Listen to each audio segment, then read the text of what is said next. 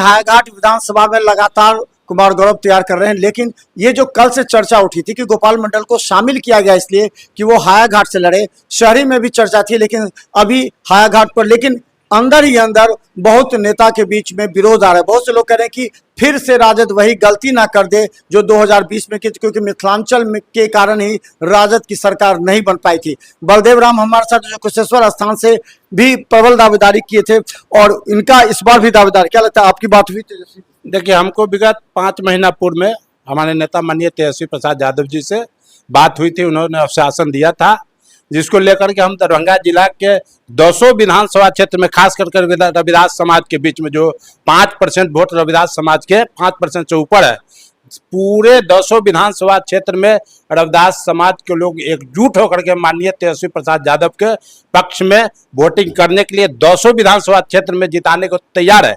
लेकिन हम लोग ये जानना चाहते हैं, अपने नेताजी से कहना चाहते हैं कि जब 3% वाले को टिकट मिला तो दरभंगा से 5% वाले क्यों नहीं मिलना चाहिए।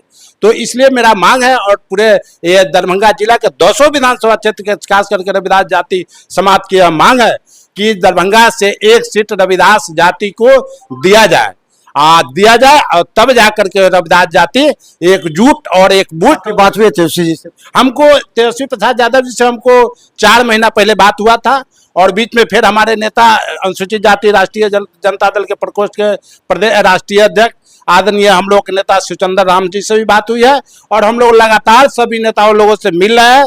सभी माननीय मंगनीलाल मंडल जी प्रदेश अध्यक्ष के भी हमने अपना जो है कि जो बायोडाटा सबमिट किए हैं, पार्टी कार्यालय में भी सबमिट किए हैं, माननीय राष्ट्रीय अध्यक्ष लालू प्रसाद यादव जी भी सबमिट किए हैं। और हम लोग हमारा जो भी महादलित समाज के रविदास जाति के लोग टकटकी लगा के बैठे हुए हैं कि रविदास जाति को दरभंगा में कहां से टिकट मिलेगा।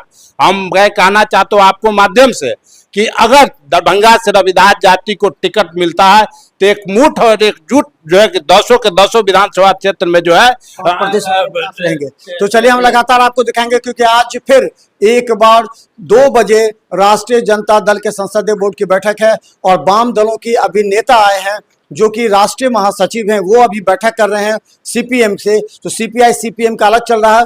वहीं बता दें कि मुकेश सहनी भी दबाव डाले हुए हैं। इन तमाम प्रयासों के बीच 57-58 सीट पर कांग्रेस की बात बन चुकी है। हम हर अपडेट आपको दिखाते रहेंगे। देखते रहिए बिहार मिता न्यूज। यूट्यूब में सब्सक्राइब कीजिए। GTPS सिटी केवल 10 पर लाखों लोग हमें देख रहे हैं। धन्यवाद।